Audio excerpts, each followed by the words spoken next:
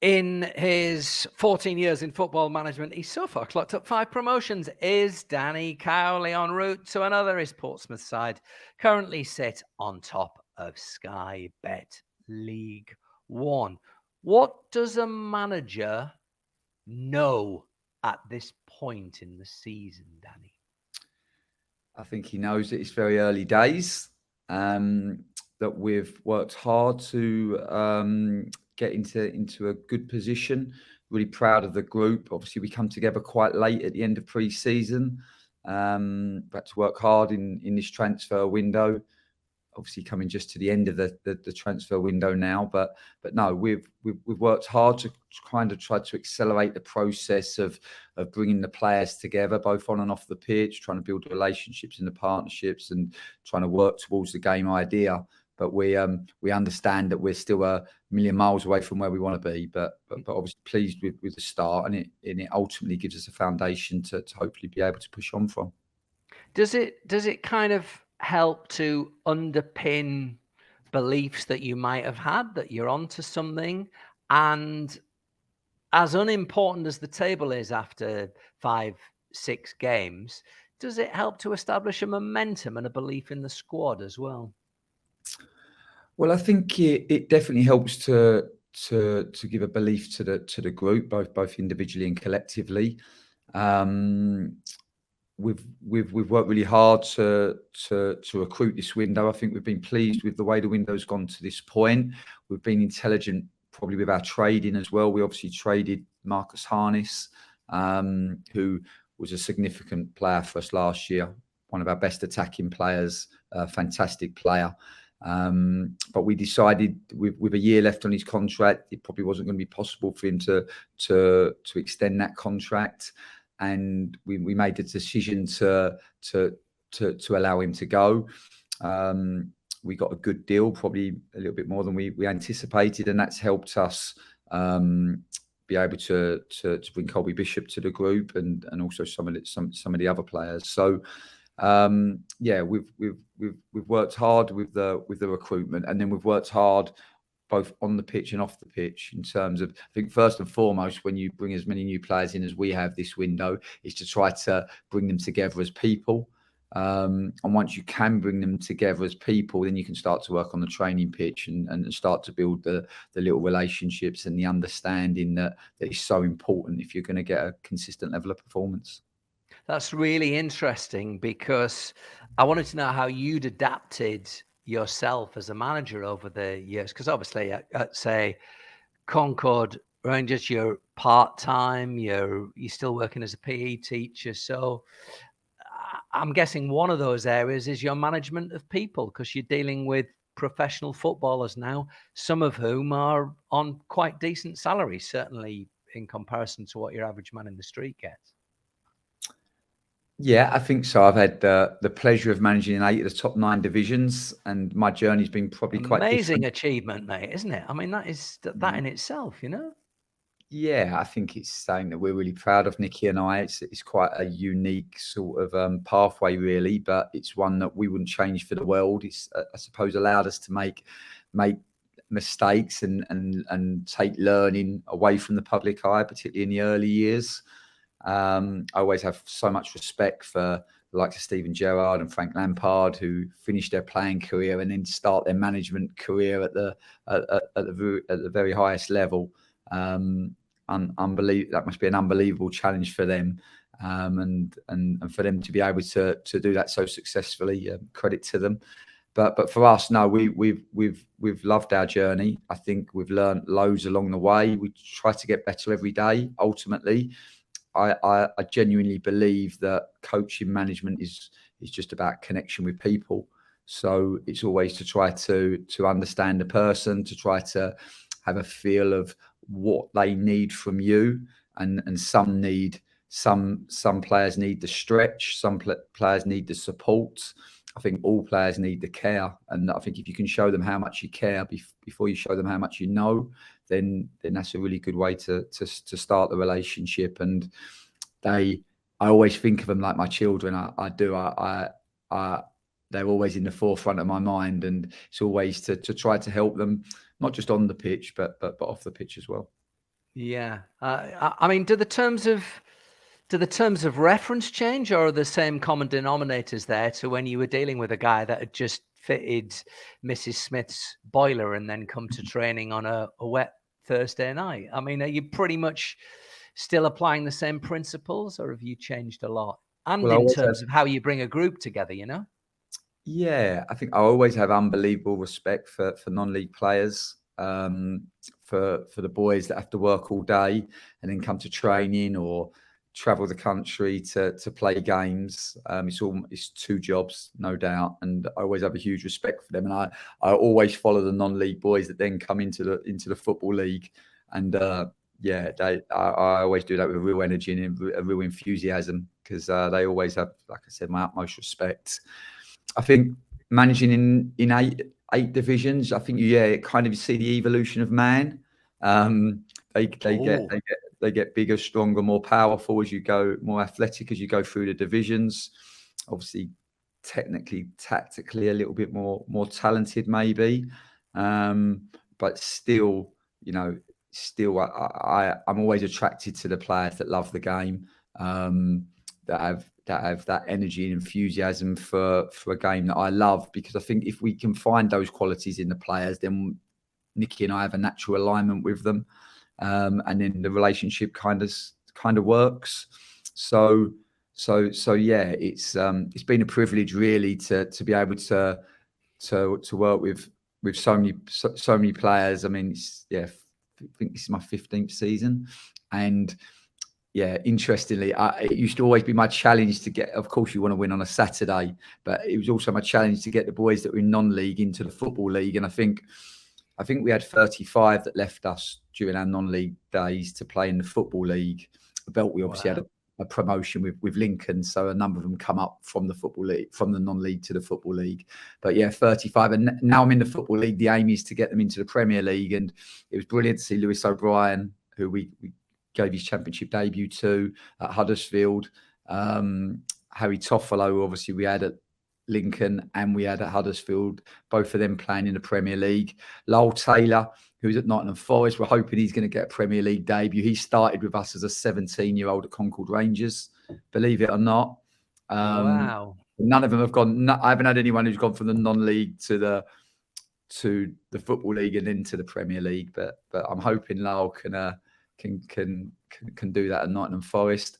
I think, yeah, and then obviously the boys like Emil Smith-Rowe and Trevor Chalobah, and last year Gavin Bazunu, who we've had on loan, who are now all playing in the Premier League as well. So that, and I think we've got some players in our group now who will have that aspiration, and we'll try to do all we can to support them in that journey.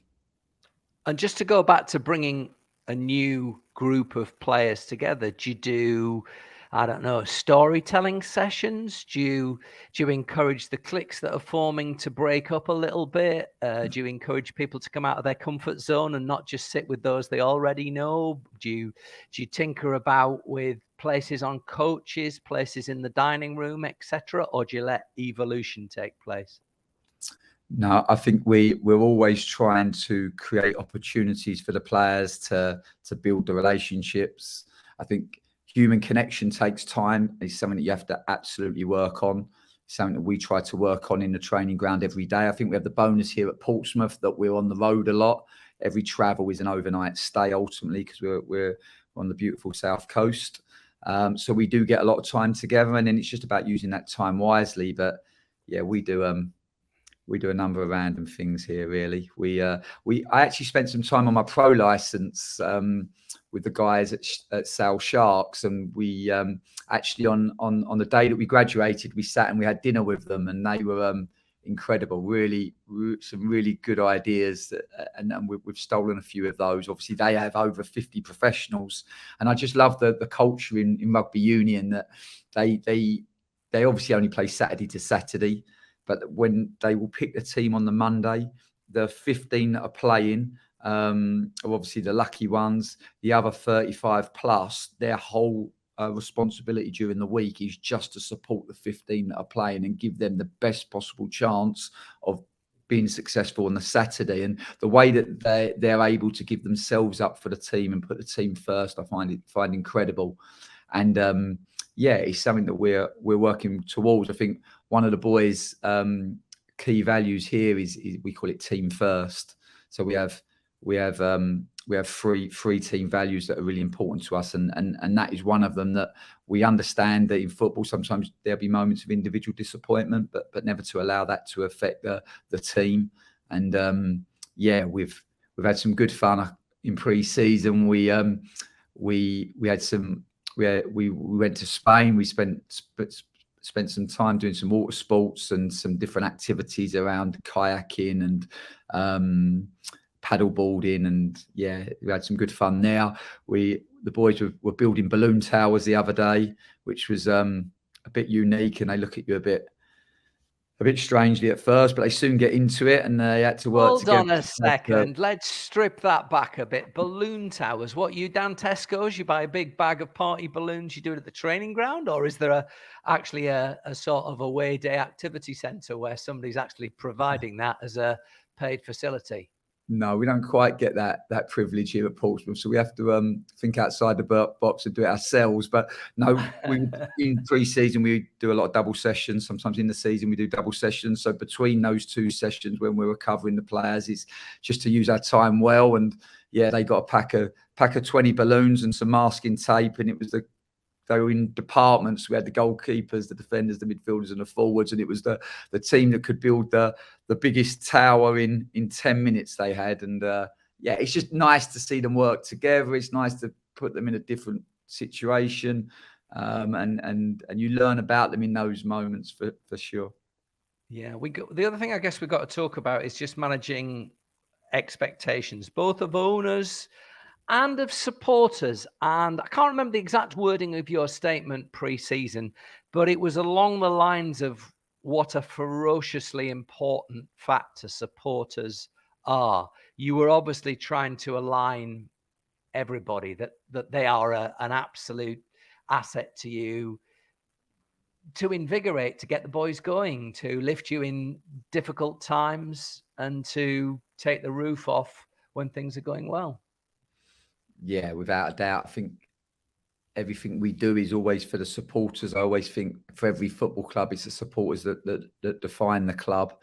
And we're very fortunate here to have an unbelievably brilliant support base. I mean, we played in the Papa John's Trophy last night against Cowley, and we had more away. We took over 1,000 supporters. We had more away supporters than there was home supporters, and that just says everything about the Pompey support. I think at Fratton Park, anyone that's played there knows it's just a special place to play football, and we're privileged to be able to play there every other Saturday.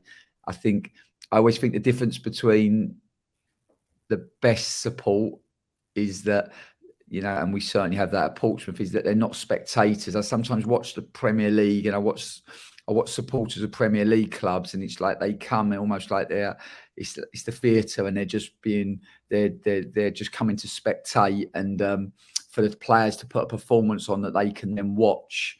Whereas I think the difference is, and certainly we feel this here, is that our supporters have such an influence and impact on the game that they can really affect the outcome. They talk a lot about the Fratton end being able to suck the ball in the goal, and certainly at Fratton Park we never feel like it's 11v11. I think we've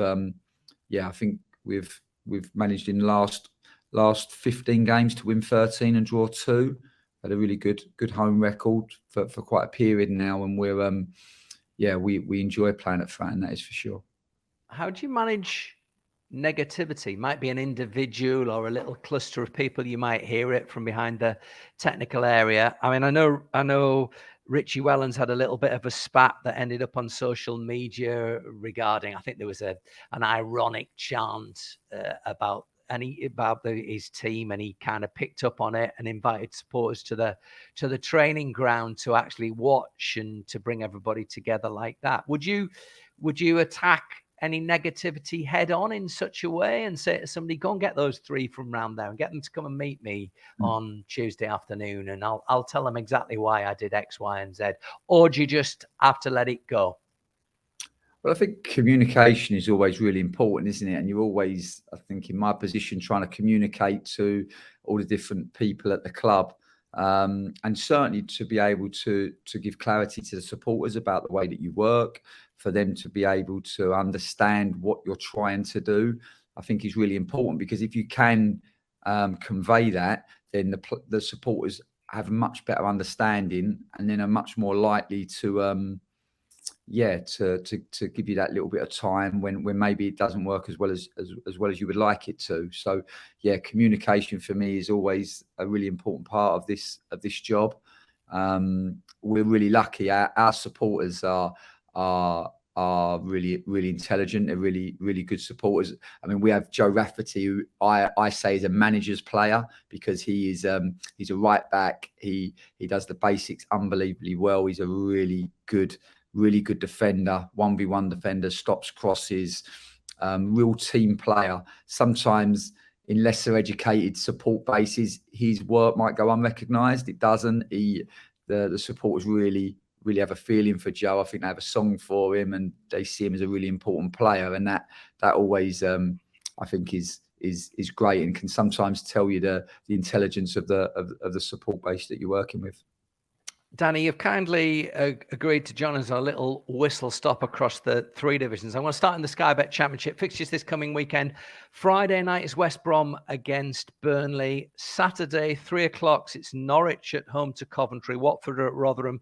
QPR are at Swansea. Sunday, lunchtime kickoff is Reading against Stoke City. We've also got Hull against Sheffield United later on Sunday afternoon. And then the small matter of the Tees Weir Derby on Monday night as Borough take on Sunderland. There's an ominous look at the top of the Sky Bet Championship table when you start to see that despite various degrees of spluttering so far, you've got Norwich, Burnley and Watford all nestled in the top 6 as we record this week's episode of the official EFL podcast. Yeah, I think we're seeing this year after year now, aren't we, with the clubs going down from the Premier League. Obviously, the parachute payments certainly support them and help them in their bids to get promoted straight back up again. I think it is something that maybe we need to look at long term, possibly, but no, they're top teams, aren't they? I mean, you come down obviously with a Premier League group. If you can keep most of that group together, you then get the parachute payments, and then you can add to that. You have a significant advantage to the other Championship teams. There's no hiding place for that. And why I say to maybe look at it, it's just that I always think that we want competition to be fair, don't we? I think when the competition is fair, then we have the most exciting leagues. So yeah, maybe it's something for us to look at. I understand why it is in place, but we wouldn't want to see. I think we've seen in recent years, haven't we, the teams getting relegated being straight at the top of the Championship, and yeah, it is something for maybe us to consider. But no, it'd be exciting. The Championship, I think, is just a brilliant league. What a fantastic league! I'm so proud of our football pyramid. It's for me the best football pyramid in the whole world. Nowhere else do you get step 5 and step 6 teams carrying 3,000, 4,000, 5,000 supporters every game. This just wouldn't happen anywhere else in the world. And I think we should be really proud of the depth that we have to our pyramid, and keep doing everything we can to make sure we support the clubs in the lower divisions and help them, because for me, this is what makes English football. You are the living embodiment of the pyramid. A couple of other things I wanted to talk to you about. Actually, one just sort of trivial one, but I just wondered, Watford beat Borough, Vicarage Road centenary game. They wore a black and white striped kit, which was one that replicated the very first game at Vicarage Road, right back against Millwall on the 30th of August, 1922. How's a manager with all that stuff? I mean, obviously there's commercial responsibilities and stuff, but suddenly you're used to playing in yellow and you got to play in a black and white striped kit for a one-off game at home. Does that take a bit of managing or not? Well, I think we all have our superstitions. I think for us, We love playing in the Pompey blue. I'm not sure I'd want to change that at home, if I'm honest. I know a lot of players can have superstitions as well. So especially if you're on a good run, like we are at home at the moment, I don't think you want to. You always like to try to keep the routine as consistent as you can. No, it's interesting. I always remember back to. Do you remember that Manchester United game against Southampton when Man United? I think they played in their third kit, and Alex Ferguson changed the kit at half time because he said the players couldn't see each other. It was that grey one, wasn't it? Yeah. It was the grey one that they played in. Yeah.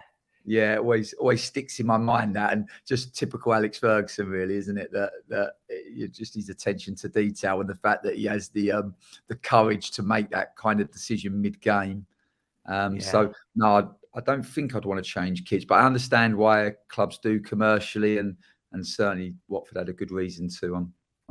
We've had a couple of managerial changes in the Championship. Michael O'Neill out at Stoke City, and Alex Neil leaving Sunderland just 4 weeks after he signed a new contract to come in. Were you as shocked as most people seem to be that Alex made that move? Yeah, I think I was. I didn't see it coming. I mean, Alex did an unbelievable job at Sunderland at the back end of last year. I think he picked up a team in a good position. If I'm honest, I think you don't often pick up a team that are already in the playoffs. But certainly he gave them some real defensive organisation. I think they become much harder to beat. He created a sort of relentless consistency, which he's able to do at all the clubs that he's managed at. And they obviously got promoted through the playoffs, which was an unbelievable moment for the Sunderland supporters. I think it's a huge football club, and I watched the game. I went to the game, Sunderland Wickham at Wembley, and you can really feel the size of the club when you go to a game of that magnitude, and you just look at 80,000 people at Wembley and maybe 60,000 plus Sunderland supporters. It shows you what a huge football club that is. And he obviously had started the season well in the Championship, but for whatever reason he felt that his future would be better elsewhere, and that no doubt is a real loss to Sunderland, because they're a juggernaut of a football club, and once you turn that juggernaut round, and get it moving in the right direction, which I think he did, you can really build some momentum. But he chose to move to Stoke, and Stoke, again, a brilliant football club in itself, but a challenge for any manager. I think there's been a lot of good managers that have gone there in recent times and not been able to find the answer. So it'll be interesting to see how that all unfolds. Well, Alex has said the ownership was arguably the key factor as to why I came here, because I do believe they do give you backing. They give you time to make sure you can get the job done. And I don't think you can ask any more than that as a manager. And I guess it's something you can relate to with your ownership there, who has got a more longer term strategic approach to things in Michael Eisner and the Tournament Group. Absolutely. I mean, for us, Michael Eisner was CEO of Disney for over 20 years. You don't achieve that position without having some business acumen, that is for sure. And it's been a privilege to get to know him and his family and his support team. I think, from the moment they've come in, their support for us has been unconditional. When they took over the club from the supporters group, it was very much with the proviso that they would run it in a sustainable way, that they've stuck to that, to those principles. We've kind of changed their recruitment strategy. I think historically it's always been to try to sign players that can cope with the pressures of playing for Portsmouth and playing at Fratton Park. We kind of tried to change the narrative, really, and try to sign players that are ambitious enough to play for Portsmouth, and that's meant that we're signing a lot younger players. I think now in our squad we have 12 that are 21 and under. So we're really young, but that brings a real energy and enthusiasm to the training ground every day. We've got a lot of young people that want to get better, and I think for Nicky and I and the rest of our support team, that we feel really privileged that we're able to work with these young players and help them. And I think accompanying those young players, we've been able to add some really good senior players. And I've been lucky enough to have 5 promotions, and in all 5 promotions, the 2 things, it's always been the spirit and the togetherness. Absolutely, has been key to that. But the other part is the senior players and always having really good senior players. And I think if you can get to that place, then they can have such an influence on the younger players. Just to square the circle, Tony Mowbray is the new Sunderland manager replacing Alex Neil. He takes over on a 2-year contract, left Blackburn at the end of last season when they opted not to offer him a new contract, said he needed to improve his work-life balance.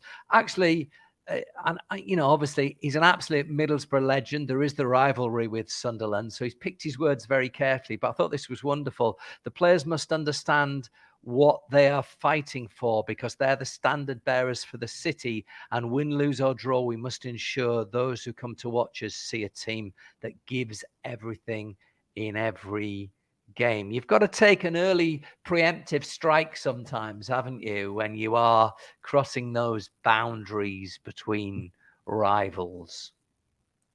Of course. I think Tony has forgotten more than I know about football. Lived and breathed football all of his life. Did a brilliant job at Blackburn Rovers. Him and Mark Venus, an outstanding job. I think probably could have been supported there more. I think the way that he brought a young group of players through will set Blackburn up to have an awful lot of success going forward.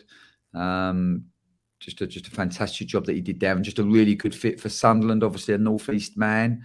I think it will fit Tony at this stage in his career, and he's obviously a vastly experienced manager at that level. And I can imagine going into Sunderland having just been promoted, some of the players live in the Championship for the first time, changing managers so early on, that his competence, his experience, his calm demeanour will be very, very important in this early period for Sunderland. And finally, from the Championship, sad news actually, the Bristol City defender Nathan Baker has retired at the age of 31. Hasn't played since been taken to hospital after a clash of heads at Sheffield United in November of last year. That injury came a month after he suffered a concussion during another game against West Brom, and the club say, having assessed his progression over a period of 9 months, Nathan's been advised by medical professionals that to carry on playing at professional level would represent significant risk to his ongoing and future health. I mean, listeners might remember played for Villa, more than 100 appearances, Lincoln, Millwall, and then moved to Bristol City in the summer of 2017. And these are really sad words, Danny. Football's been a massive part of my life from a very young age, so this has not been the easiest decision for me. It kind of underlines just how precious life is and our bodies are, and how life can change in a couple of moments. Absolutely. I always think this for every footballer. I just feel very sad for Nathan at this time. I only had a non-league playing career, but I loved playing football. It was always the first thing I thought about when I woke up in the morning, and the last thing I thought about before I went to bed. I remember my career ending at 28, 29, and you kind of feel like you're almost in mourning, and you feel almost embarrassed for saying that. But ultimately, that's how it felt when they were saying that you love doing and it's taken away from you. So I can really empathise with Nathan, and it just shows you how precious your football is. And I say to the young players every single day, to attack it like it's your last, to make the very most of it, because it's just a short career, a really short career, and you have to try to enjoy every moment, attack it with energy and enthusiasm, and keep trying to be the best that you can be, because you never know when this gift, and it is a gift, is going to be taken away from you. So just send our very best wishes to Nathan and his family. On Saturday, I actually had my first concussion sub. So Michael Morrison picked a nasty head injury up in the first minute. So we had to use a concussion sub at that point. And I think it's good for the game and good for the welfare of the players that we have made some real big inroads into looking after concussion, and the protocols that we now have in place, both on match day and then in the recovery process, have been significantly improved in recent years. So credit to the FA, the EFL, and obviously the medical profession for putting that in place.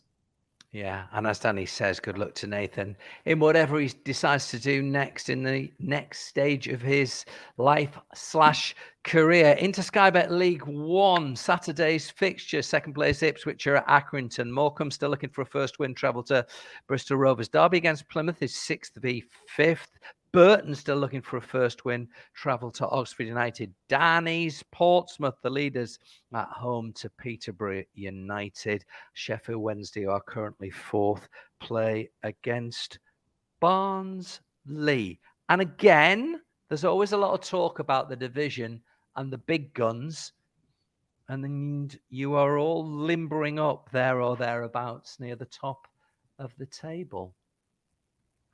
Yeah, I just think you just read out the fixtures there, Clem, and wow, what a brilliant league. League One is this year. So many big clubs. I think there are some right at the top of the division. The likes of Sheffield Wednesday and Ipswich and Derby County have been able to be really aggressive with their recruitment. And good luck to them. I think we saw last year how difficult a division can be. How competitive it is. Anybody can beat anybody in the league, and I think that's why it makes it so exciting. You never quite can predict the results. Sky Bet League 2. This Saturday's fixtures then. Rochdale picked up a first point, but looking for a first win. They travel to Carlisle. Hartlepool also looking for a first win. They're at Colchester. Crewe v Stevenage is 7th v 5th. Doncaster in 3rd. Entertain Mansfield. The leaders, Leyton Orient, are at home to Tranmere. Northampton against Barrow is 6th v 2nd. And Salford against Crawley is 4th against another team still looking for a first win. Rochdale have appointed Jim Bentley as their new manager. They also said in a statement when he was appointed, they are the first club in the north of England to be fan-owned and fan-led. That's a lot of experience Jim Bentley's got. Have you come across him, Danny? Yeah, a number of times. Yeah, great guy, Jim. Larger than life, brilliant character. Always enjoyed spending some time with him after the games, and yeah, I just think a fantastic appointment. Did a brilliant job at Morecambe, and then obviously went to AFC Fylde, and it's great to see him back in League Two doing what he does best. And I think a really shrewd, intelligent appointment for Rochdale, and I have no doubt that you'll slowly but surely see Rochdale move up that division. Crawley, I know you were there in the Football League trophy. I wondered, as a diehard football man that had come from one particular route, what you thought about the club, which is now has been taken over in the last year by US cryptocurrency and currency investors, have appointed analytics expert Chris Cowley as their director of football. Now, listen, he comes from Matthew Benham, the Brentford owners' betting organization, but it's a very different approach. So how does it dovetail into the football? Will football people be receptive to that? Analytics a big part of the game, but to have somebody in that position, Danny, with that background that is in such an influential role, where does that sit with you? I think always to be open-minded for us. I think ultimately you're always looking of ways to improve, and ultimately you're trying to improve performance. And if you can find ways to do that and find that consistent level of elite performance, then it's to be open-minded and move with the times. I think, we use a lot of analysis ourselves, both in terms to understand our performance, to develop our players' performance, and also with recruitment. We also use a lot of data and a lot of statistics. I'm not governed by them, but for us, I think that they can give you a really good understanding of your performance. Sometimes they can just reaffirm what you've seen live. Other times they can bring things up that maybe you didn't see, and then you can look into that a little bit more deeply. And ultimately, I think to improve performance, firstly you have to understand it. So any tools that you can use to understand performance, you should absolutely utilize. I think it's great that people from different walks of life are coming into the game, and I think to be involved in elite sport, you've obviously had success in your career at some point, and to understand what your attributes are, what your strengths are, and to use them to help an organisation can only be seen as a positive. And I think it's the clubs that are utilising these kind of tools, but have complete clarity over where they are today, have that self-awareness to understand where they are today. They have a clear vision of where they want to go. Once you get that start point and that destination, then the stepping stones become much clearer, and then you can put that clear process in place and really live by it. And I think if you can do that consistently, and the lines of communication are clear and job clarity is clear, then you can have some real success. I think the clubs that get caught up with the emotion then and have lots of ideas but never quite see anything through, have kind of vagueness in terms of job role, and not people not always staying in their own lanes, then this can create confusion and chaos and ultimately failure. So yeah, for me, to be successful, absolutely use these tools, have an understanding of what you're using them for, know their strengths, understand their weaknesses, and good communication and good clarity. Nevertheless, Crawley are one of 3 teams, as I mentioned, still looking for that first win. And I was just looking at what's happened with Scunthorpe in the National League. Won their first game, but then have lost 5 in a row. It's cost manager Keith Hill his job. I mean, it's a desperate battle to stay in the EFL, is it not? You obviously have had experience of bringing a club in the opposite direction when you picked up Lincoln and transformed them and turned them around. But goodness gracious me, it's dog eat dog at the bottom of the Football League at the moment. Yeah, of course. I mean, you look at the size of Lincoln as a football club, it had been relegated for 6 seasons, hadn't finished above 13th in the National League. So when you do get relegated, it can really suffer. And I remember when Nicky and I joined, and it felt like the club was still in mourning, even though it had been relegated 5 years ago. It still felt it was mourning the day it had been relegated, and it was really to try to create a system reset, and to then be able to look at ways of moving forward. But yeah, to be in the Football League and to have that central funding is so important, particularly in the world that we live today. So no doubt the teams at the bottom of that division will be looking nervously over their shoulder, and I just hope that in these moments they're able to not get caught up in emotion and just try to make really intelligent, calculated decisions, stay really process driven. And if they can, no doubt they will find themselves out of those 2 relegation places. I want to take you right back to the start of this conversation.